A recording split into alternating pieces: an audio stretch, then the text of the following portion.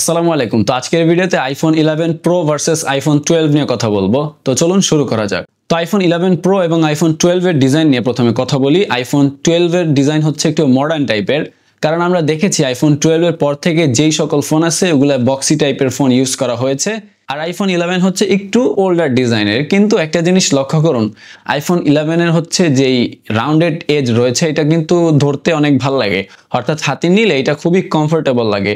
আর iPhone 11 এর যেই সাইজটা এটা আমার কাছে পার্সোনালি খুব ভালো লাগে, বাট এইখানে একটু সমস্যা হয়ে যায় যখন কন্টেন্ট ওয়াচ করতে যান, কারণ এখানে 5.8 ইঞ্চের একটা ডিসপ্লে ইউজ করা হয়েছে, যেখানে কন্টেন্ট ওয়াচ করতে একটু সমস্যা হয়ে যাবে কারণ ডিসপ্লেটা তুলনামূলক খুবই ছোট। অন্যদিকে আইফোন 12 এ ইউজ করা হয়েছে 6.1 ইঞ্চের একটা ডিসপ্লে, যেখানে সামান্য বড় ডিসপ্লে ইউজ করা হয়েছে। এখানে দুইটা ডিসপ্লে রেজলিউশনই সিমিলার রয়েছে, যেখানে একটা ফুল এইচডি প্লাস রেজলিউশনের অ্যামোলেড ডিসপ্লে ব্যবহার করা হয়েছে, যেখানে আপনারা হচ্ছে যদি চিন্তা করেন কন্টেন্ট ওয়াচিং এক্সপিরিয়েন্স মানে সাইজের কথাটা যদি বাদ দেন, তাহলে এখানে খুব ভালো লেভেলের আউটপুট পেয়ে যাবেন। আপনারা হচ্ছে ইনডোর বলেন আউটডোর বলেন সবখানেই ভালো রেজাল্ট পেয়ে যাবেন। আই থিঙ্ক আইফোন 11 প্রোতে ইউজ করা হয়েছে অ্যাপেলের A13 বায়োনিক চিপসেট, আর আইফোন 12 এ ইউজ করা হয়েছে A14 বায়োনিক চিপসেট। তো এখানে অবভিয়াসলি আইফোন 11 প্রো থেকে আইফোন 12 এ প্রসেসর এক বেশি ফাস্ট, এখানে বেশি প্রসেসিং পাওয়ার পেয়ে যাবেন, যেখানে আপনারা ছবিতে বা ভিডিওতে হালকা একটু মানে অ্যাডভান্টেজ পাবেন।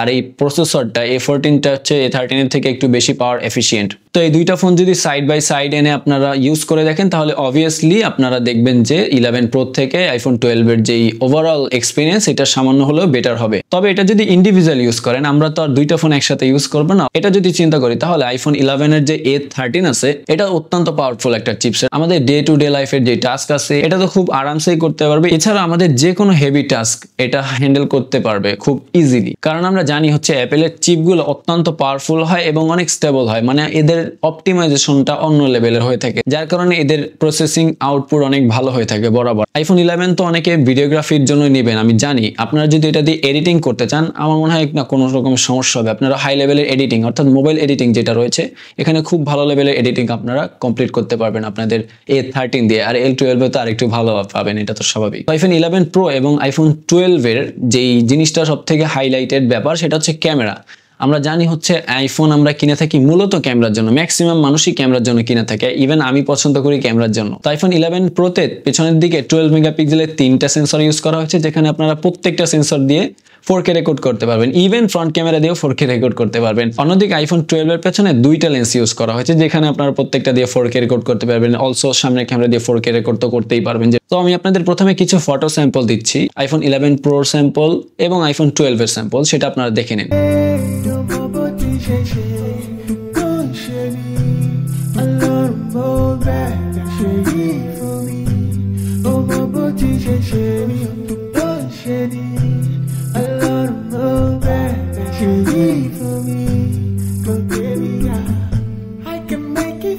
তো আইফোন 11 প্রো এবং আইফোন 12 এ যেই ফটোগুলো আপনারা দেখলেন এখানে ম্যাক্সিমাম টাইমে এরা সিমিলার টাইপের রেজাল্ট দেয়, কারণ এখানে যেই সেন্সর আছে দুইটাই সেম সেন্সর ইউজ করা হয়েছে, শুধু পার্থক্য হচ্ছে প্রসেসরের। তাই কিছু কিছু সময় আইফোন 12 প্রোতে একটু ভালো প্রসেসড ছবি আপনি পেয়ে যাবেন, তবে আইফোন 11 এর ছবি কিন্তু অনেক ভালো। কিন্তু অনেক সময় এমন দেখবেন যে আইফোন 12 এর থেকে আইফোন 11 প্রোতে ভালো ছবি পাচ্ছেন, মানে এটা হচ্ছে 19-20ও বলতে পারে না, মানে প্রায় 20-20-এর মানে কোনো পার্থক্য নেই বললেই চলে। তবে আইফোন 11 প্রোতে যেই এক্সট্রা একটা ফিচার আছে সেটা হচ্ছে এখানে এক্সট্রা একটা লেন্স ইউজ করা হচ্ছে, যেটা হচ্ছে 2x অপটিক্যাল জুম লেন্স। এইখানে আছে এই খেলাটা ঘুরে যায়। আপনারা যারা ফটোগ্রাফির জন্য নিতে চান ফোন, মেইন প্রায়োরিটি আপনাদের যাতে ফটোগ্রাফি, তারা আইফোন 11 প্রো দিয়ে 2x অপটিক্যালি জুম করে পোর্ট্রেট ছবি তুলতে পারবেন, যেখানে আপনারা দুর্দান্ত লেভেলের পোর্ট্রেট ফটোগ্রাফি পেয়ে যাবেন 2025 সালে এসেও। অন্যদিকে আইফোন 12 এ এই লেন্সটা মিসিং আছে, তাই এখানে যে মেইন লেন্স অর্থাৎ ওয়াইড লেন্স এইটা দিয়ে আপনার পোর্ট্রেট ছবি তুলতে হবে, সেইখানে দেখবেন যে সাবজেক্টটা অত ভালোভাবে ফুটাই তুলতে পারে না, অর্থাৎ এখানে টাইট ফোকাল লেন্থে তুলতে পারতেছেন না আপনারা পোর্ট্রেট। এখানে ছবি সুন্দর আসবে, কিন্তু পোর্ট্রেট ছবি তুলতে হলে আমরা তো জানি যে একটু টাইট ফোকাল লেন্থে তুলতে পারলে মিনিমাম 2x এ যদি তুলতে পারি তাহলে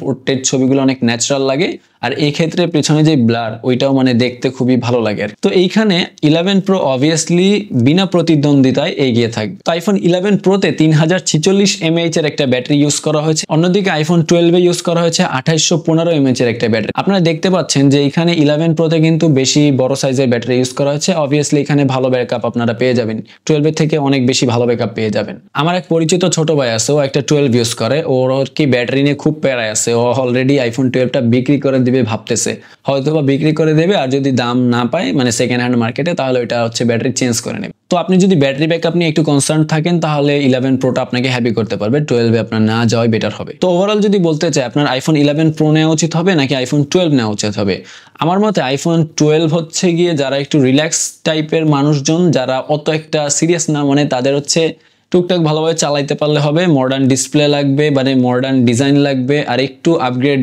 জেনারেশনের ফোন লাগবে যেখানে একটু প্রসেসরটা ভালো থাকবে, ঠিক আছে, তারা আর কি 12টা নিতে পারেন। আর যারা হচ্ছে গিয়ে value for money device phone খুঁজতেছেন, মানে আমি টাকা দিব, আমি টাকা যেন উঠাই নিতে পারি বা উসুল হইতে পারে, বিশেষ করে আপনি যদি কন্টেন্ট ক্রিয়েটর হয়ে থাকেন অথবা আপনি যদি ভিডিও বানাবেন বলে ভেবে থাকেন, তাহলে আমার মনে হয় আপনার জন্য 11 প্রোটা একটা কমপ্লিট প্যাকেজ হয়ে যাবে। কারণ এখানে আপনারা 3টা লেন্স পাচ্ছেন, 3টা দিয়ে মানে ধুমায় ভিডিও করতে পারবেন, অ্যান্ড হচ্ছে এখানে এডিটিং এর তো প্যারা নিতেই হবে না, কারণ এখানে আপনারা এটা দিয়ে এডিট করতে পারবেন। যদি আপনার আইফোন 11 প্রোতে প্রবলেম না হয়ে থাকে তাহলে আমার মনে হয় না যে পোর্ট্রেট লেন্সটা মানে 2x যে লেন্সটা এটা আপনার মিস দেওয়া উচিত, কারণ এখানে আপনি ছবি তুলে যে শান্তি পাবেন ওইটা আপনারা কোনোদিনই ওয়াইড লেন্সে পাবেন না, কারণ 2x এর যে পোর্ট্রেট ওইটার সাথে কোনোভাবেই কম্পেয়ার করে না 1x এর যে পোর্ট্রেটটা ওটার। সো এই তো আজকের ভিডিওটা এতটুকুই ছিল, ইনশাআল্লাহ দেখাবে নেক্সট ভিডিওতে। আসসালামু আলাইকুম, আল্লাহ হাফেজ।